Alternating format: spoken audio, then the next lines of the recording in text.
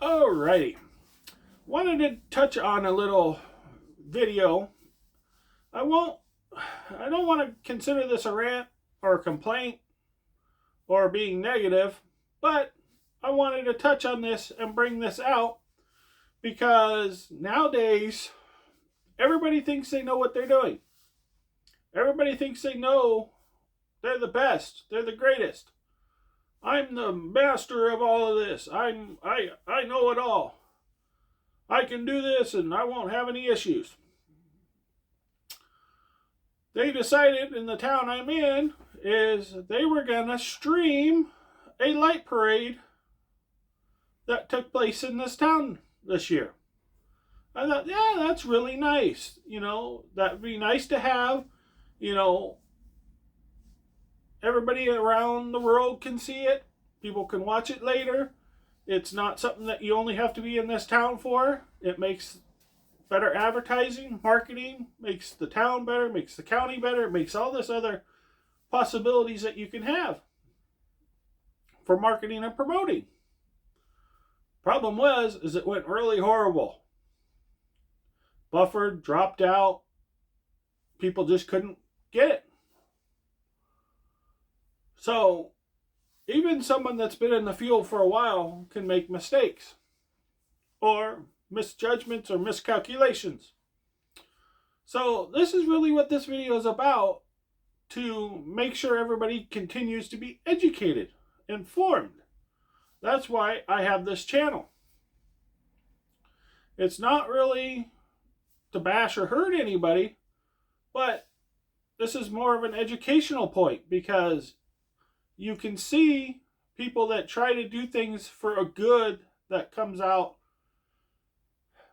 I won't say bad, but in a negative way. But there were simple little things that you should plan for. In a business and stuff, you have your redundancies, you have your backups, you have your duplicates, you have other things. So as you decide to do something, that's something that you should consider. My YouTube, all my videos, I don't just upload them and delete them. There's other sites, I don't know if I can really mention them or not, but he talks about his backup servers, how he upgrades his backup servers, shows you how he does these things. And they're terabytes big. He keeps all those videos on there in his server room with the servers and how he manages it and the video editing servers and all of these things and the workstations, and he shows you all of these things. To me, that seemed to be a thing they kind of forgot. To me, I tried to find a recorded session of this and I did not find one. I don't know if there is one and I just haven't found it, but this is one of the issues I've seen is so many people are based on the technology, and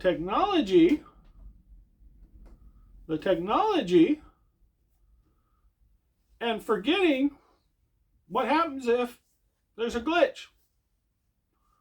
If it crashes, you're relying on a lot of different things to not go but keep the old style. That's why when I do my videos, I record my videos and then upload. If my YouTube goes down or YouTube goes out of business, I still have my videos that I can put somewhere else. I can post them on YouTube, Facebook, Twitter, Snapchat, whatever I want. So that was the one flaw that I saw, is I didn't see an actual live recording. Yeah, if you would have live recorded it and then buffered it out where you had a nice recording that streamed out, would have worked better than a live stream straight out. Because then if you had 3,000 people on a street trying to use the same internet you are, trying to broadcast out your feed while everybody else is on that internet in that same region, guess what? The traffic's going to be pretty heavy. That's where I think they flawed. Is they did a test, and the test went well, but they forgot you're going to have 3,000 to 4,000 people with devices on the internet, on Wi-Fi, on cell phones, causing interference. They're all going to have our hotspots on that are going to be broadcasting another Wi-Fi signal that's going to interfere with your Wi-Fi signal. There's a lot of things. Go back and watch those videos that I've done about Wi-Fi and all of those things. They talk about channels and one device communicating, everything has to wait. So there was an error there. And this is why I wanted to bring up this video. I'm not going to say they shouldn't have done that and this and that, but hopefully they've learned from those errors. And other people will learn so that the next time someone does it, they've learned from that. That's why we do these videos. That's why I did these videos. That's why I have a video about upgrading a hard drive that I've seen a lot of people have seen, that when you put the hard drive in and you go to a solid state, it doesn't recognize it. It doesn't switch over. You can't change it. You can go in there and tell it to boot to the different settings, but what I had to do is physically let the BIOS find the hard drive. That's in one of my videos I have secrets of. I had to deal with the pain to figure that out, to let everybody else know. I know a lot of people are like, well, I've had that unit and it worked fine. I don't know. The unit I had, it didn't work fine. And if you were in my shoes at home going, I don't understand why this don't work, I changed the setting and this and that, well, it was pretty simple remedy once I sat there and figured it out. Okay, all I have to do is this and this, and it'll correct itself, and it'll still do what I need it to do. So, I'm not trying to say what they did was bad, but in 2021, technology has moved so far forward, and like I've said in all my videos before, if you don't know where it come from before, you don't know where we're going to be next and how things are going to move. If you're new in the field, new in the industry, this might be all new to you. Because, you just go on your site, stream it live. That's what everybody's doing. I'll just stream this live. Not realizing Wi-Fi bandwidth, actual backbone bandwidth of that region. This is one of the problems also that we're having in 2021. They've talked about it kind of on the news, and they've talked about it in a few places. And unless you're in a high speed bandwidth zone or business where you're dealing with a lot of bandwidth, you might not have noticed this. But one of the complaints that they have from people is, I'm paying for 300 meg or I'm paying for 800 meg for my business, and I'm only getting 500. And you call the place that you get your internet through, and they say, sorry, we're doing the best we can. And we can't really guarantee that right now because everybody went to working at home. And businesses are usually set up kind of on a separate network line that goes through because it's higher bandwidth that needs to go through. And then you have homes that all get kind of merged in and goes through a bandwidth that goes through. Well, if that channel can only support 1,000 megabytes, and before the pandemic, it was only being used for maybe 600 or something, because that was everyday use, now a lot more people are streaming since the pandemic. People are working at home. Now, all of a sudden, it's up to 1,200, 1,500, 2,000 in bandwidth. So you start to have those issues now because what the whole design of the internet to go from this point to the central hub can only carry so much bandwidth. So we're running into those bottlenecks. And a lot of these things kind of need to be upgraded, but I think they're kind of waiting to see, are people going to go back to work? Because if you upgrade all of that, and then all of a sudden the traffic level drops, and you have all the extra space, kind of spend a lot of money for stuff you're not using. And for an internet provider, that can be really expensive. So this is one of the problems that a lot of businesses have run into. So now you have a special event where a lot of people go to. Now, here's the kicker. A lot of people used to take their phones, kind of like what I'm doing here, doing a video in it, taking photos of it. Now, a lot of people are streaming it also, because that's the new thing. That puts a lot more bandwidth out there that's being used. So, there was an error that I believe took place there on calculating that. But this is something that I wanted to point out. If you're planning a future event, you're planning out something like that, planning to use it for marketing or using it for something else in the future that you thought this would really work out good to promote the town, promote the county, whatever, look at these options. Look at making sure that, okay, you record it and you stream it out. Most sports games are basically that. They're recorded, basically. That's why you hear there's a 10-second delay, there's a 15-second delay. Basically, that is for the guy, if you swear, he can bleep you out. But there's also another factor in that. That little delay is a buffer time. If something happens, they have 10 seconds or 15 seconds, or even if you do 2-minute buffer, that gives you a 2-minute buffer for anything. The world's not as safe as it used to be anymore either. That's one of the factors I wanted to bring up. Maybe you need to cut away. Maybe there's something you shouldn't show that gets caught. So, these are just some of the little things that I thought were interesting, because you got to consider one more thing when you start streaming. You are basically considered live TV. You know what happened on live TV? Super Bowl. Somebody exposed themselves. You know, these are things that can happen.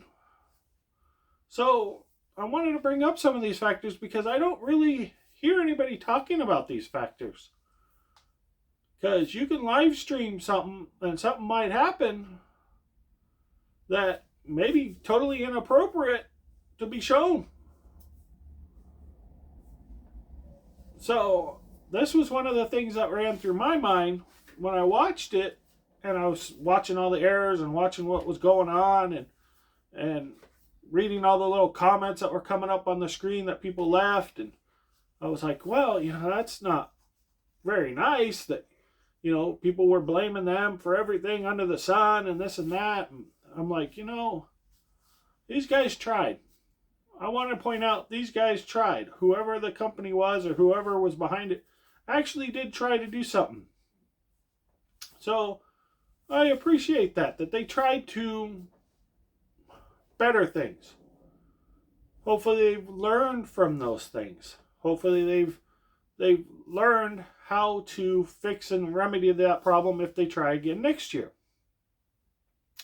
So I didn't want to really be a bashing or a complaintful video. I wanted this to be more of an educational so that everybody will learn from this and be informed of some of these factors. Because it's not necessarily the person's fault behind the camera. It's not necessarily someone's fault that was in this area. But if you got 3,000 people that show up, you're going to have some weird factors that come into play. Events are really hard, especially when you have some outside parties and you have outside people that want this and want that and want this and want that. It can cause some issues with technology. You might push technology a little too much. Like bandwidth. You have a lot of people in one area, yeah, you can have some issues. But that will be for everywhere. I'm sure they have that problem in New York, downtown, during the New Year's ball drop. If it takes place this year with the crowd, I don't know. If it took place next year, don't know. But I imagine they must have a lot of problems. But here's the difference. New York is a highly congested area anyways. There's big buildings with a lot of people and a lot of apartments and a lot of other things that should already have the bandwidth there. If you want to take a parade and go out to the country on a country road and have everybody jump on the bandwidth, I bet you're going to have problems. So the country will not have as much bandwidth as New York City, main square area would have, because they wouldn't need it on a regular basis. So these are some of the factors that really are interesting. And part of this government plan is to rerun more fiber optic, rerun more things to get higher speed areas to some of the rural areas. This is really a catch-22 for me because it's hard. Because you'd have to know the whole layout, the whole architecture of the networks to know, is this a good thing or a bad thing? More fiber optic probably is not a bad thing, to have more speed in case it's needed. Because when these backbones get full and you have more backbones available that can carry some of this traffic from this line that's full over to this line, might help out a lot of things. Especially if more people start streaming more, and there's more streaming, and there's more broadcast services, and there's more other things out there. These bandwidths are going to get used. And nowadays, you want to watch TV, it's $50-$60 a month, where you can go and pick up a streaming service for $8.99, pick up 2 or 3 of those, let's say 2 of them, you're saving a lot more money than you would be watching cable TV. Antenna TV, a lot of areas have a lot of channels. You have your locals and you have others. That sometimes you'll get channels on the antenna TV you won't get on your cable. Some of these channels actually offer free streaming. So you can actually watch it through the internet. So this is really where I've seen we've had a lot of issues lately. Is there's a lot more streaming and a lot more people on the internet than there used to be. Second, you went from 480 quality of internet video. Now you have 1080. Now you have 4K video. Ultra video feeds. That's more data and more bandwidth that's used. So we've had a lot of technologies move up that really have put a strain on that. So this is really what I wanted to touch on. Because I don't really want to blame the people who put on that production or who did what. But I wanted to shine a light on that issue because maybe you're the next one that's going to try to do something like that. Maybe you're the one that's going to help them next year, this event I'm talking about. Maybe you will want to know some of these factors. Look at some of these factors. But the hard part is if you have a one-time event and you're planning to stream or you're planning to do things, you don't know these variables. You don't know if 4,000 people are going to show up and stream and broadcast, or is it going to be 10,000 people streaming and broadcasting? So it makes it a little hard. So sometimes after the fact, you have to go back and look at some information, ask a few questions, try to find out what my bottleneck was, how can I resolve it, and how can I fix that. But my recommendation is always stick with the old-fashioned features also. If you have an event and you have a chance like we do on YouTube or I do on YouTube where you record it and then you upload it, guess what? If something happens to my upload or something happens to the site that I'm actually on, I still have that video to redo, to repost, to update, to fix. So I wanted to point that factor out because I know a lot of it's just stream. We'll just stream this, we'll just stream that, we'll just stream this, and it's kind of a weird factor. A lot of it is well, if I stream it, once it gets to the internet, it gets saved and it's archived. True. Once it gets to the internet. But if you have any bottlenecks between your device and the internet, you're going to have a chopped up video. You're going to have a mess. So that's one of the points I wanted to point out because I don't hear a lot of people talk about that. I hear about, oh yeah, you could stream it. It'll save it on their platform. And if anything ever happens, or if you need to download it from there to save it, you can. But there's still a gap. There's still something that I don't hear people talk about. And this was the prime event that I went, you know what? I got to talk about that because that's an important factor. I'm sure everybody's tried to stream and it says cannot connect or it drops or it does something in the middle of your connection. So I wanted to touch base on that because it's really something I don't hear anybody talk about. I hear everybody just talk about, oh, just go and stream your video and do this and do that. So this is really what this one was about. Home users and other things like that. You might not be too much into that. There are a lot of meetings taking place online. A lot of other things too that you may run into this issues. Bottlenecking of the internet and other factors that can cause problems. Webinars, other types of things like that. It's always good. A lot of webinars, if you watched a webinar, they'll tell you this is being recorded. You can go back and download it, or we'll send you a link, or whatever you want. That's a good feature.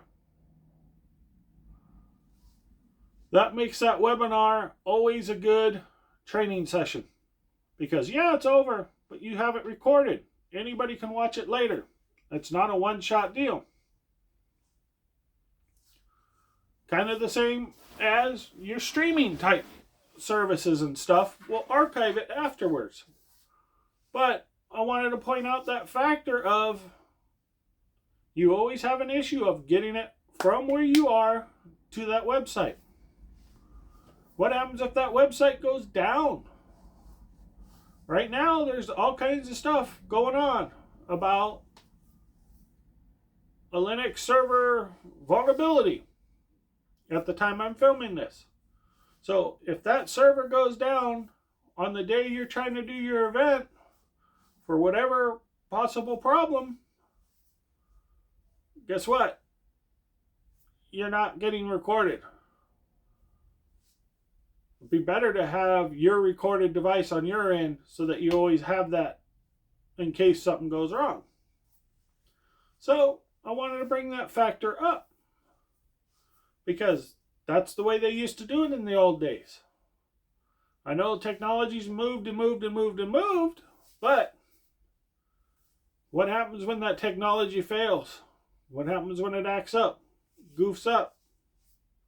That's what I wanted to bring up. It's technology. It's not flawless. So, wanted to touch base on that one. Let's see. And I think I will wrap this up.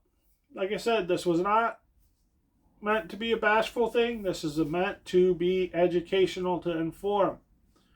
Because the worst thing I would hate to do is kind of be in those people's shoes where I planned this big event and something horribly went wrong, and they ask you what went wrong after the fact, and you tell them, hey, you know what, I messed up, I didn't think of this factor, I feel bad, I ruined the event. And then you get home and you see all the negative complaints, all the people that said, well, you should have done better and you should have done this. Well, yeah, true, but they tried.